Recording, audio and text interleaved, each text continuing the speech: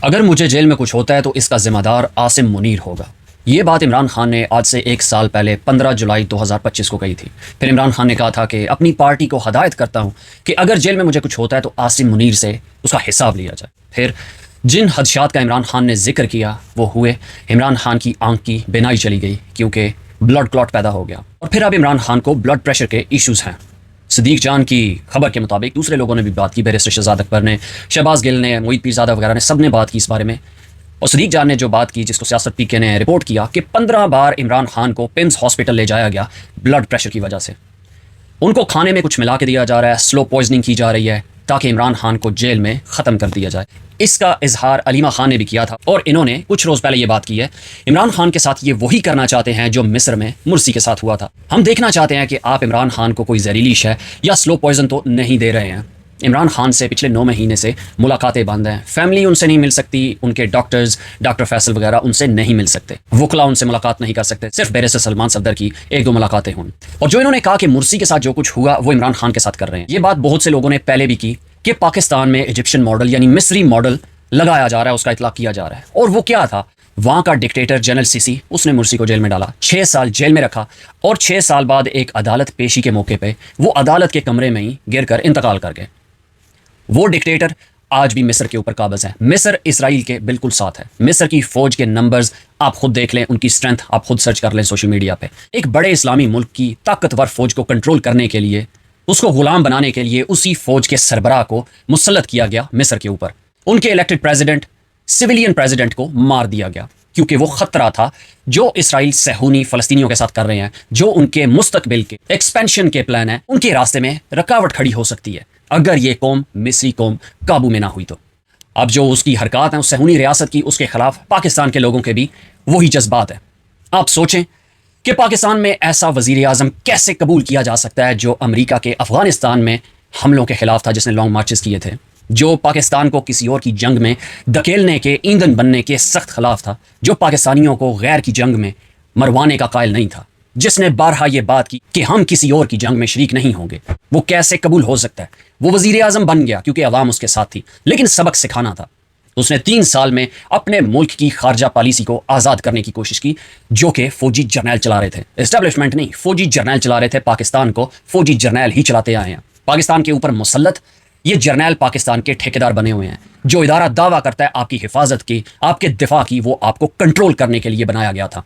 اس کا ہر سربراہ امریکہ کے ٹکڑوں پہ پلتا آیا، امریکہ کے کہنے پہ عمل کرتا آیا. لیکن 3 سال میں ایک آزاد خود مختار وزیر اعظم پاکستان کے اوپر آ گیا جس نے خارجہ پالیسی کو آزاد کرنے کی جرت کر دی. کیسے قبول کیا جا سکتا تھا؟ ڈونلڈ لو نے باجوہ کو کہا کہ اس کی حکومت گراؤ، حکومت گرا دی. پھر اس کے بعد جو ذہنی مریض آیا اسے کہا گیا کہ اس کو جیل میں ڈالو اور مرسی کی طرح اس کو ٹریٹ کرو. پاکستان کا سیسی جنرل عاصم منیر پاکستان کے اوپر مسلط ہے اور پاکستان کو تباہ و برباد کر رہا ہے.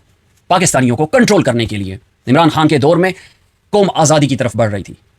قوم آزادی سے اپنے خیالات کا اظہار کر رہی تھی، چاہے عمران خان کے حامی ہوں یا مخالف ہوں. کسی کے اوپر کوئی عسکری دہشت گردی نہیں تھی ہو رہی، کسی کو اٹھایا نہیں تھا جا رہا، اغوا نہیں تھا کیا جا رہا.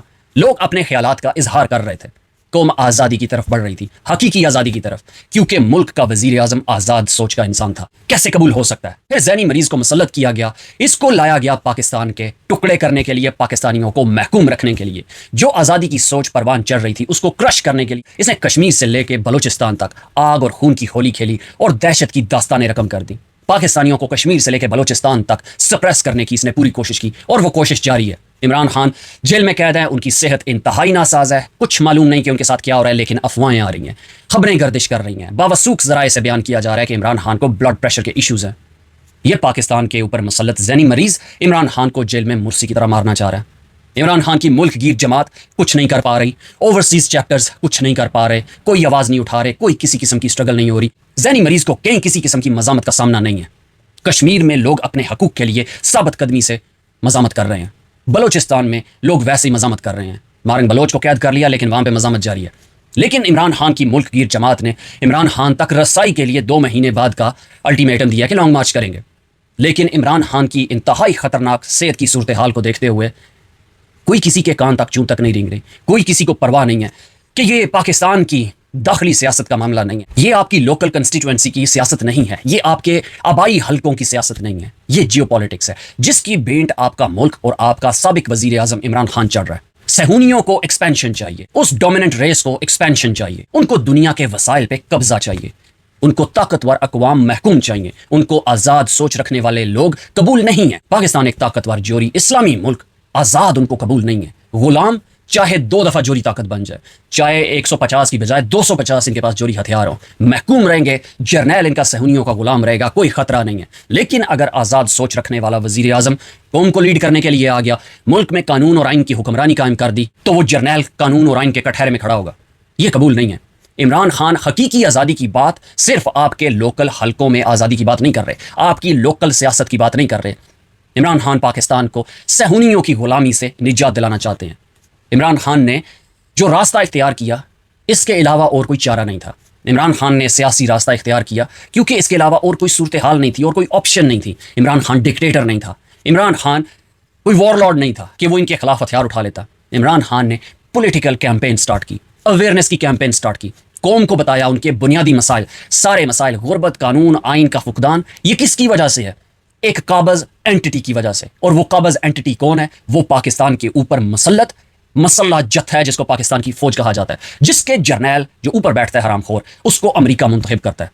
امریکہ نے ان کو کہا کہ تم لوگوں نے اس آزاد انسان کو کرش کرنا ہے کیونکہ یہ ہمارے راستے میں سب سے بڑی رکاوٹ ہے۔